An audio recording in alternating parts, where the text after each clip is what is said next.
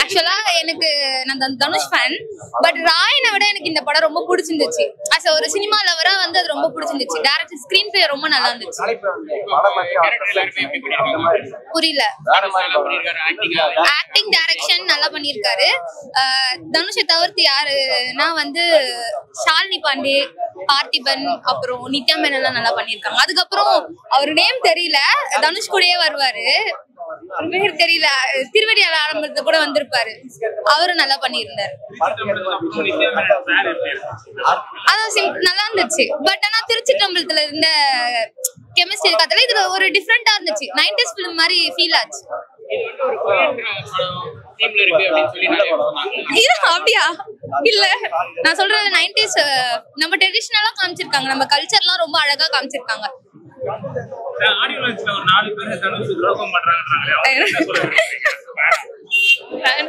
என்ன சொல்றது, ஒரு செங்கலையும் ஆட்ட முடியாது. கிளைமேக்ஸ்ல கடைசி பார்த்தா மாவாட்ட விட்டாங்க, அதுதான் கொஞ்சம் கஷ்டமா இருந்தது. படம் உண்மையிலே சூப்பர். அகிம்சையோட இம்பார்ட்டன்ஸ் எவ்வளோங்கிற விஷயத்த ரொம்ப அழகா சொல்லியிருக்காங்க. அதே நேரத்துல வெளிநாடு நிறைய பேர் தெரியுறாங்களே, அவங்களுக்கு ஒரு மிகப்பெரிய பாடம்னே சொல்லலாம். ரொம்ப நல்லா இருந்தது. வில்லேஜோட அந்த ஒரு ஸ்பீட்லாம் சூப்பரா இருந்தது.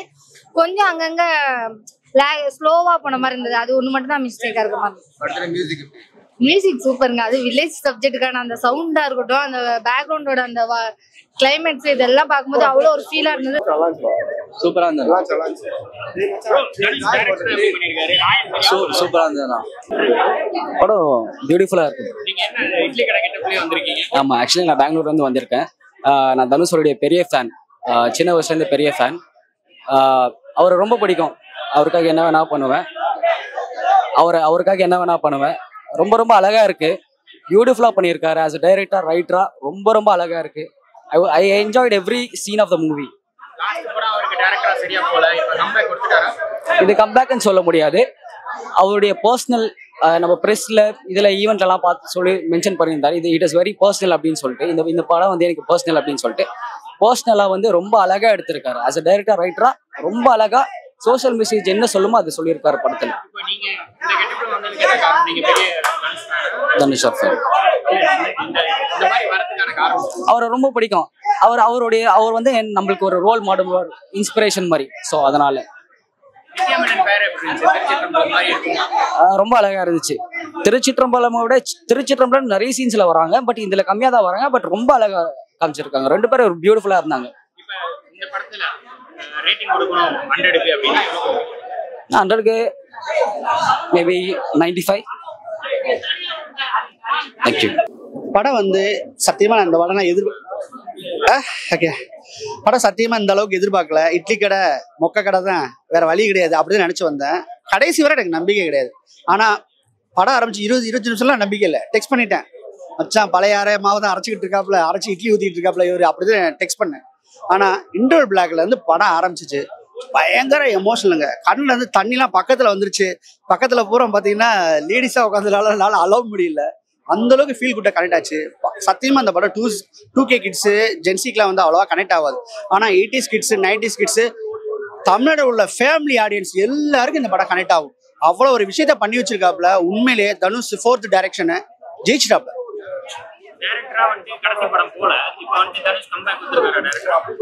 அவங்க எல்லாம் முழுக்க ஜென்சி பசங்களையும் 2K கிட்ஸையும் நம்பி வந்து நீக் படம் எடுத்தாப்புல. அவங்க ஃபேமிலி ஆடியன்ஸ் மேல கான்ஃபிடென்ட் இல்ல. ஸோ அதனால ஜென்சியை நம்பி அந்த நீக் படம் எடுத்தாப்புல. அது சரியா போகல. நீங்க போட பரவாயில்ல. நான் 90s கிட்ஸ்க்கும் 80s கிட்ஸ்க்கும் படம் எடுத்துட்டு சக்சஸ் பண்ணி வச்சிருக்காப்புல. உண்மையிலே சொல்றேன், எமோஷனல் கனெக்ட் பண்ணாத ஆளே இருக்காது. இந்த காலத்து பசங்களுக்கு ஏன் கனெக்ட் ஆகலன்னா, இவங்க பிஸா பர்கர் KFC தின்னுட்டு தர்றவனுங்க. அந்த இட்லியை வந்து இலையில ஊத்தி ஆவி பறக்க அந்த சாம்பார் ஊத்தி பிணையும் போதே அவ்வளவு பயங்கரமா கனெக்ட் ஆகுது. படம் சக்சஸ் படம். ஆனா ஓப்பனா சொல்லிட்டேனே, ஜென்சி பசங்கலாம் பிடிக்காது அவங்களுக்கு.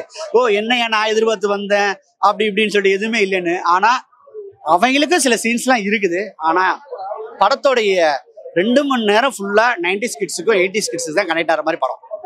இட்லி கடை படம் பார்த்துட்டு வரேன். படத்தோட ஸ்டோரி பார்த்தீங்கன்னு வச்சுங்களேன், நம்ம ராஜ்கரன் வந்து ஒரு கிராமத்துல இட்லி கடை வச்சிருப்பாரு. ஸோ அவர் பண்ற விஷயங்கள், அவர் வீடு, அவர் கடை எல்லாமே வந்து நம்ம காலத்துக்கு அப்புறம் வந்து நம்ம பையன் தான் பார்த்துப்பான், தனுஷ் தான் பார்த்துப்பாரு அப்படிங்கிற மாதிரி இருக்கும்போது, தனுஷ் வந்து கொஞ்சம் பெரிய பையனானோன்னா சென்னை கிளம்புறங்கிற மாதிரி கிளம்பிடுவாரு. சென்னைக்கு போறேன்னு சொல்லிட்டு அவர் ஃபாரின்கே போயிடுவாரு. ஸோ அங்கேயும் கொஞ்சம் ஃபுட்டு இண்டஸ்ட்ரியில தான் இருப்பாரு. பட் ஃபுல்லா வந்து உழைப்புன்னு ஓடும் போது அவருக்கு வந்து வீட்டுக்கு வந்து டைம் எல்லாம் ஸ்பெண்ட் பண்ண முடியல. ஸோ ஒரு காலகட்டத்தில் வந்து ராஜ்கரண் இறந்துடுறாரு. ஸோ இவர் வீட்டுக்கு வரும்போது இவருக்கு உள்ளுக்குள்ள கில்ட் கான்சியஸ், ஐயோ எங்க அப்பாவோட கடைசி காலத்துல கூட அவங்க கூட நம்ம இல்லையே, அவங்க கூட டைம் ஸ்பெண்ட் பண்ண முடியலையே அப்படிங்கிற மாதிரி ஒரு பயங்கரமான ஒரு கில்ட் கான்சியஸ் தனிச்சு வருது. ஸோ அதுக்கப்புறம் அந்த இட்லி கடை இவர் எடுத்து நடத்தினாரா இல்லையாங்கிறதா படத்தோட ஸ்டோரி. படம் பார்த்தீங்கன்னு வச்சுங்களேன், படம் வந்து ஃபர்ஸ்ட் ஹாஃப் வந்து ரொம்ப அருமையா இருக்கு. ஒரு கிராமத்து ஃபீலை ரொம்பவே சூப்பராக காமிச்சிருக்காங்க. அந்த சென்டிமெண்ட்ஸ், அப்பா சென்டிமெண்ட், எல்லா விஷயங்களும் வந்து இந்த படத்துல ரொம்பவே நல்லா காமிச்சிருந்தாங்க. செகண்ட் ஹாஃப் வந்து பாத்தீங்கன்னா ரொம்ப ப்ரெடிக்டபிளா போயிடுச்சு. ஸோ அருண் விஜய் வர்சஸ் தனுஷ் தான் செகண்ட் ஹாஃப். அது ரொம்ப ஓவர் ப்ரெடிக்டபிளா போச்சு. இன்னொன்னு என்னன்னா, அருண் விஜய் வந்து ஸ்ட்ராங்கான கேரக்டராகவே காமிக்கல. ஸோ அசால்ட்டா வந்து தனுஷ்ட அடி வாங்கக்கூடிய கேரக்டர் மாதிரி காமிச்சிட்டாங்க. ஸோ அப்படி இருக்கும்போது நம்மளுக்கு ஆடியன்ஸுக்கு வந்து ஒரு ஹீரோ எப்படி அதெல்லாம் தப்பிப்பாங்கிற ஒரு ஃபீலே வரல நம்மளுக்கு. ஸோ அது வந்து இந்த படத்துக்கு ஒரு மைனஸ். பட் நான் வேறையும் கொஞ்சம் ஒரு சீன்ஸ் எல்லாம் நல்லா பண்ணியிருந்தாங்க. நித்யா மேனனுக்கும் தனுஷுக்கு இடையில இருக்க லவ் சீக்வன்ஸ் அந்த மாதிரி விஷயங்கள்லாம் செகண்ட் ஹாஃப் நல்லா பண்ணியிருந்தாங்க. ஸோ அதனால செகண்ட் ஹாஃப் வந்து ஒரு ஆவரேஜ்னு சொல்லுவேன். இந்த படம் பார்த்தீங்கன்னு வச்சுங்களேன், ஒரு நான் சொன்ன ஒரு ரிசல்ட் வந்து ஒரு ஃபேமிலி ஆடியன்ஸ் தான். யூத் வந்து ஃபாஸ்ட் பேஸ்டா படம் எதிர்பார்ப்பாங்க. அந்த ஒரு ஃபாஸ்ட் பேஸ் கிடையாது. ஒரு ஸ்லோவா ஒரு ஃபீல் குட், அந்த ஒரு ஓரியன்டா நிறைய எமோஷனலான சீக்வன்ஸ், நம்ம எமோஷன்ஸ்ல நிறைய இடத்துல தூண்டி விடுற மாதிரி ஒரு விஷயம். ஃபேமிலி ஆடியன்ஸுக்கு கண்டிப்பா ஒரு தடவை வந்து கண்டிப்பா பார்க்கலாம். யூத்துக்கு இந்த படம் பிடிக்காது. அதான் லேக்குங்கிறது யாருக்குன்னா, ஒரு யூத்துக்கு வந்து கன்ஃபார்ம் லேக்குங்க. நம்ம ஒரு படம் பார்த்தோம்னு வச்சுக்கலாம், டக்கு டக்குன்னு அடுத்த பார்க்கணும்னு சொல்லிட்டு தான் ஜென்ரலா ஒரு படம் எதிர்பார்ப்போம். அந்த ஒரு விஷயம் இந்த படத்துல கிடையாது. பட் நீங்க வந்து நீங்க அந்த படம் வந்து ஒரு ஃபீலை கொண்டு போகும்போது, டக்குன்னு அப்பா இறந்துட்டாரா, ஐயோ ஃபீல் பண்றேன்னு ஒரு ஷாட்ல உட்காந்துட்டு டக்குன்னு போனீங்கன்னா அந்த ஃபீல் வந்து நம்மளுக்குள்ள ஏறாது. ஸோ அந்த விஷயங்கள்லாம் நீங்க ஸ்லோவா காமிச்சிங்கன்னா தான் அது ஏறும். ஸோ வந்து ஸ்லோ பேஸ்ட் படம் தான், கண்டிப்பா ஒரு ஃபாஸ்டான படம் கிடையாது. ஆனா ஃபேமிலி ஆடியன்ஸுக்கு கண்டிப்பா பிடிக்கும். கண்டிப்பா ஒரு முறை வந்து பார்க்கலாம். லேடிஸ்க்கு இந்த படம் கண்டிப்பா வந்து பிடிக்கும்.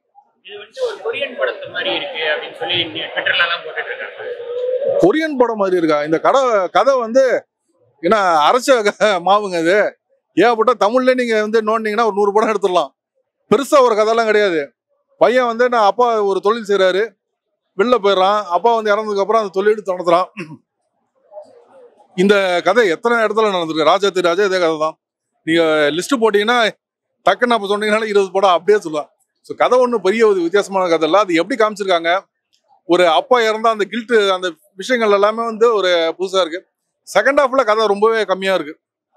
அதுதான் அந்த படத்துல வந்து மிகப்பெரிய மைனஸ். எனக்கு விஐபியில வந்து அந்த வில்லன் ரொம்ப வீக் மாதிரி ஃபீல் ஆச்சு. இதுல வில்லன் ஆளு பாக்குறது கொஞ்சம் கூட ஸ்ட்ராங்கா இருக்காரு தவிர அவர் கேரக்டரைசேஷன் வந்து ரொம்ப வீக்கா தான் இருக்கு.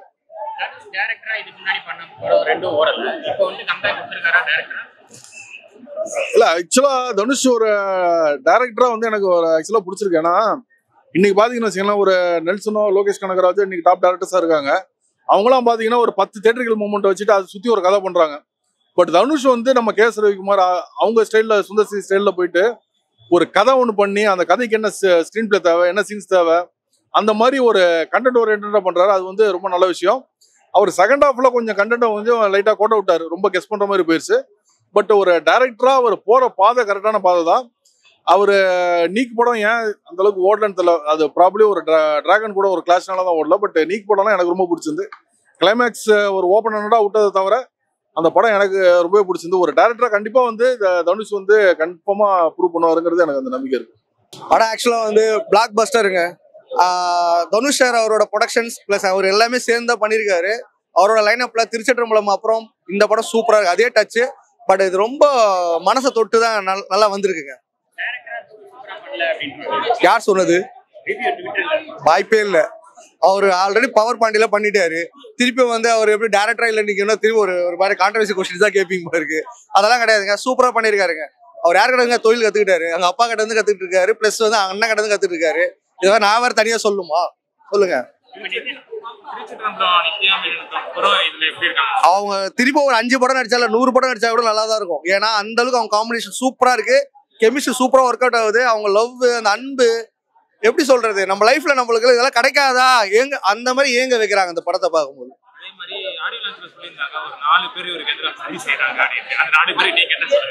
அந்த 4 எல்லாம் ஏங்க ஒரு ஹீரோன்னு இருந்தா வில்ல இருக்கதான் செய்வான் படத்துல. அதே மாதிரி ஒருத்தர் வளரும் போது சரி செய்யதான் செய்வாங்க.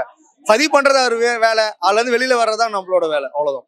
தேங்க்யூ. படம் சூப்பரா இருக்கு ப்ரோ, சரியான படம். உண்மையா சொல்றேன், தனுஷ் சார், அஜித் சார், சியான் விக்ரம், சூர்யா இது மாதிரியான ஆட்களை வச்சு நடிகரை வச்சு ஒரு படம் டைரக்ஷன் பண்ணோம். அப்படி பண்ணாருன்னா உண்மையாவே தீயா இருக்கும். ஏன்னா மனுஷன் ஒரு ஜேனர்ல வந்து படம் கொடுக்குறாரு. டைரக்டராவும் தலை சிறந்த ஒரு டைரக்டரா வந்துட்டு இருக்கிறாரு. ஒரு நல்ல படம். கடைசி படம் வந்து டைரக்டரா போல, அதனால டைரக்டர் பண்ணாதீங்க நீங்க அப்படின்ற மாதிரி நிறைய பேர் சொல்லுவாங்க. ப்ரோ கடைசி படம் இது ராயன் தானே. நீக் நல்ல படம் ப்ரோ. எல்லாரும் சொன்னாங்க நீக் நல்லா இல்லைன்னு. நான் நீக் பார்த்தேன், சூப்பரா இருக்கு. இந்த 2K இந்த லெவல்ல எப்படி இருக்கு, அதை அருமையா பண்ணிருக்கிறாரு. நீக் வந்து அருமையான படம். பட் ராயன் படம் மாதிரி ஒரு படம் எடுத்துட்டு போயிட்டு அஜித் சார் கிட்ட ஒரு ஸ்கிரிப்டா கொடுத்து பண்ணாருன்னு வைங்களேன், பிளாஸ்ட் ப்ரோ. அது மாதிரி ஒரு படம் பண்ணணும் ஏகே வச்சு. அது ஒரு ரெக்வஸ்டா சொல்றேன். தனுஷ் பண்ண டைரக்டரா பண்ண படங்கள்லயே எது பெஸ்ட் அப்படின்னா ராயன் ஆல் டைம் ராயன்.